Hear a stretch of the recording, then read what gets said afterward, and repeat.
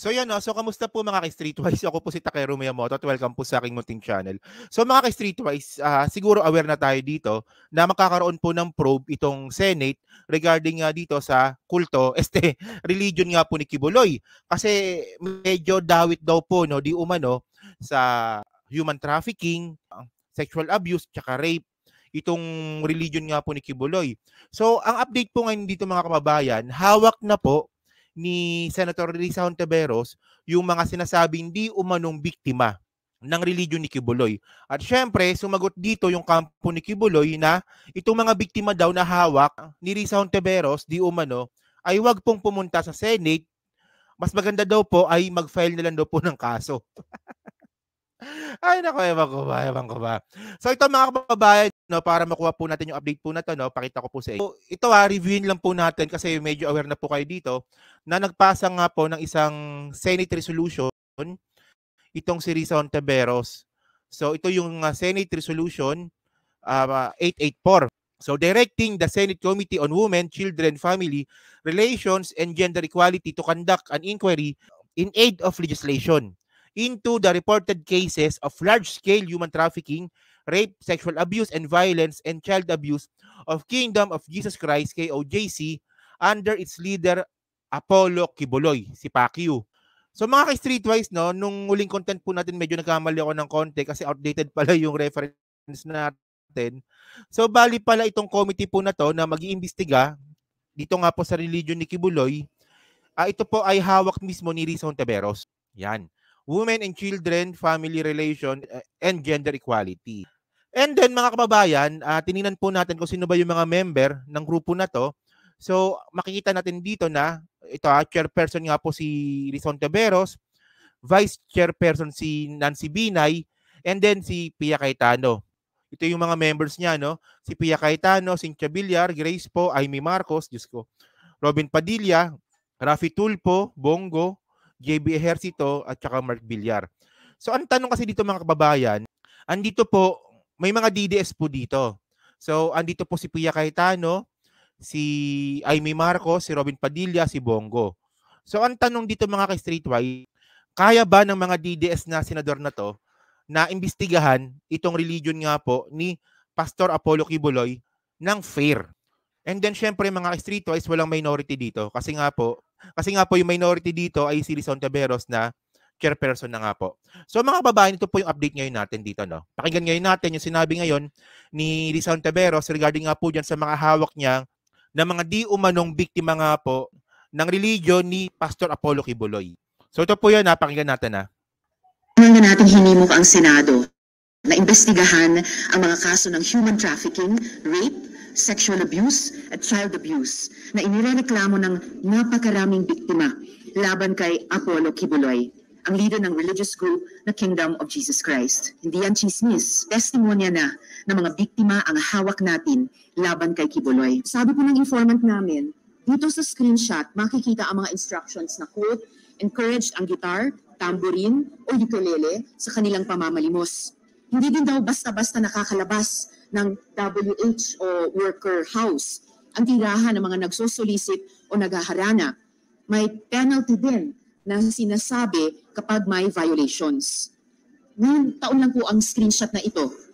So this is still happening. This is human trafficking. Marami na rin biktima ang hanggang ngayon ay naglalakas loob na makipag-ugnayan sa amin para magsiwalat ng paghuhurak ni Kibuloy ng kanilang dignidad upang maghanap ng hustisya. But this is not easy for many victim survivors. Marami sa kanila, balot pa rin sa takot na ihaharas sila, nagugulpihin sila, napapatayin sila. These are very real fears that they are living with.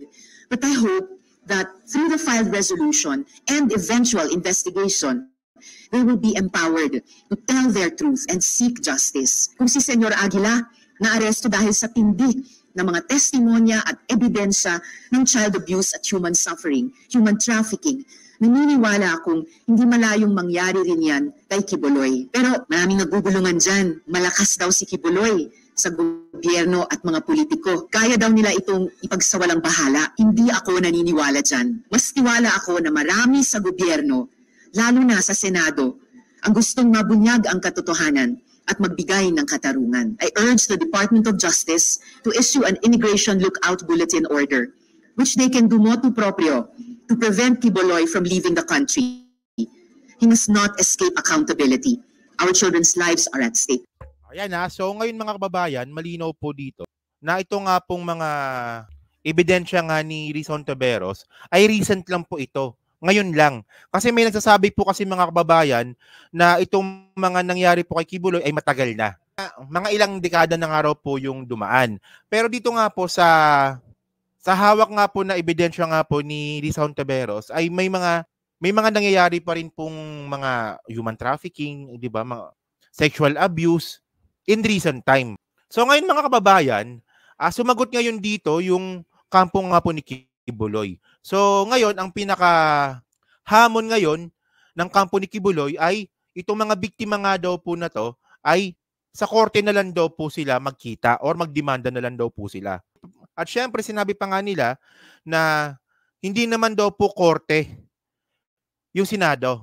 Well, sino ba magsabing korte yan? Una sa lahat, tanga-tanga din eh. Ang pinag-uusapan kasi natin dito mga kababayan, katotohanan. Ayun lang po talaga yon. So ngayon, pakinggan ngayon natin itong statement ng kampo nga po ni Quiboloy sa pamamagitan po ni Atty. Topacio. Okay, sige. Pagkatapos, meron na po yung kaso sa Amerika, hindi pa nga po nalilitis eh. Pagkatapos, yung sasabihin ni Senator Rizon Taveros sa kanyang privilege speech, para bang nakuntik na. So ay bahagi ng pattern ng panggigipit, panghaharas sa SMNI, sa mga kawani nito, sa Kingdom of Jesus Christ at kay Pastor Quiboloy. Nag-umpisa po yan doon sa pananakot na babawiin ng prangkisa ng SMNI. So yan po yung sinasabi ngayon ni Atty. Ferdinand Topacio, no. Ito napapansin ko lang, no. Karamihan, no, halos lahat siguro, karamihan na lang. Karamihan ng mga kliyente ni Atty. Topacio, mga sinto-sinto. Hindi nga kasi si Arnie Tevez, si Bantag, tapos ngayon pala si Quiboloy din pala. Kliyente niya rin pala. Ang hilig mo sa ganyang klaseng kliyente, Atty. Topacio, no? Malamang malaki bayad, no. So ito na nga po sinasabi ko po sa inyo, no. Kuha na lang po tayo sa quote card. So, ang sabi dito, Quiboloy lawyer kay Senator Risa, aligasyon sa korte dalhin. Yan na. Siya ay aking inahamon kung tingin mo matibay ang iyong mga testigo, makatotohanan ang sinasabi nila, bakit hindi mo dalhin sa hukuman kung saan patas ang laban? May due process, bakit gusto mo sa Senado ang paglilitis? Kita nyo mga ka-streetwise, no? Basta abogado po talaga mga kababayan, minsan nagtatanga-tangahan minsan yan. Sa una, hindi naman po kasi paglilitis yung mangyayari po sa Senado. Kaya po magkakaroon po ng probe sa Senado para po sa legislation purposes lang po ito. Pero syempre, aminin man natin o hindi, kapag natuloy nga itong probe sa religion ni Quiboloy, talaga makakaladkad talaga ang pangalan ni Quiboloy dito. Ganun po talaga yon.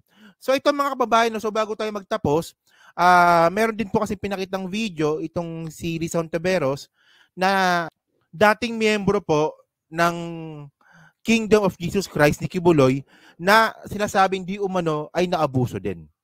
So ito panoorin natin to, no? Siguro mga ano lang to. Mga less than 2 minutes. Okay? Sige, panoorin natin to.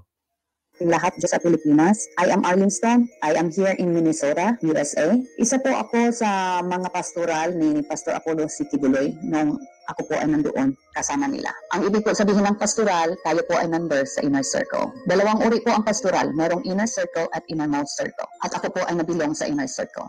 I was 15 years old po nung una po ako na-convert kay Quiboloy. At pinasabak po kami, namamalimos po ako doon sa Amoranto. Pinadala po kami from Davao to Manila para mamalimos po. At ang una ko po natirahan, una po namin natirahan ng aking sister ay Amoranto, Coliseum dyan sa Cubao, noong 1991 po. At pinapapanggap po kami ng mga pipi at bingi at mga fake na student po. May dala-dala po kami iba't ibang association para kami po ay lumikom ng pera.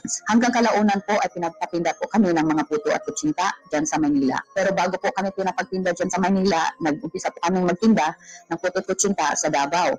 hanggang kami po ay traumatic sa iba't ibang panig ng Mindanao. Isa po ako sa bestseller ni Kibuloy, kaya ako po ay isa sa mga naipadala sa Manila upang kami po ay magtinda ng mga puto at kutsinta. Kapag kami po ay hindi po makakuta at hindi po mabinta ang aming mga paninda, kami po ay may mga punishment. Isa po sa punishment namin ay pinapalo po kami, pinapa-fasting, pinapahiya po sa harapan ng mga workers, at kami po ay dinidisfellowship. At ako po ay nakaranas mismo ng pamamalo galing kay Kibuloy. It was 60 slashes po, at ako din po ay nakaranas na babatukan ni Kibuloy. At ako din po ay nakaranas na ipahiya sa harapan ng mga members at workers ni Kibuloy. Bilang pastoral po, ako po ay nagmamasahe ni Kibuloy at sa kanyang mga spiritual wives. At noong una po akong magsalita, in 2019, ako po ay inalok nila bayaran upang manahimik. Pero hindi ko po tinanggap ang alok na yon dahil ako po ay maganda naman po ang ating trabaho dito sa States at malaki naman po ang aking kinikita dito. I am blessed, kaya hindi ko po tinanggap yun kasi ang importante po sa akin ang mabigyan ng justice ang ating mga kasamahan na sobrang inabuso. It's not just for me. So yan, putulin na natin doon. So mga kababayan, so ito na.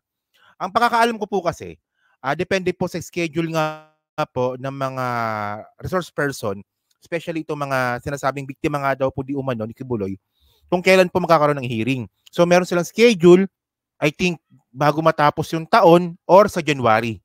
So medyo matagal pa ito. Pero syempre mga kababayan, medyo marami tayong aabangan dito kasi unang-una, di ba, kung naalala nyo dati, di ba, itong si Bato. Di ba, nung si Bato, nung nagkaroon nga po ng probe regarding dito kay Senior Aguila, talaga aktibo talaga itong si Bato. Pero dito, kay Kibuloy, tingnan ngayon natin. Kasi apparently, halos magkaparehas lang po yung issue nung kay Kibuloy at saka kay Senior Aguila. So tingnan ngayon natin kung magiging aktibo din itong si Bato de la Rosa. Yun. So kayo mga kababayan, anong masasabi nyo nga po dito sa ginagawang effort ngayon ni Risa Hontiveros, at especially na talagang kumukontak pa talaga siya ng mga sinasabing di umano na biktima nga daw po ni Kibuloy. Sa tingin niyo po ba magpuproceed ba ito? At importante ba ito na pag-usapan? So yon. So pa-comment lang po sa baba, binabasa ko pong lahat yan. So kung sa muli po, maraming salamat po sa inyong lahat. Ako po si Takero Miyamoto. Bye-bye.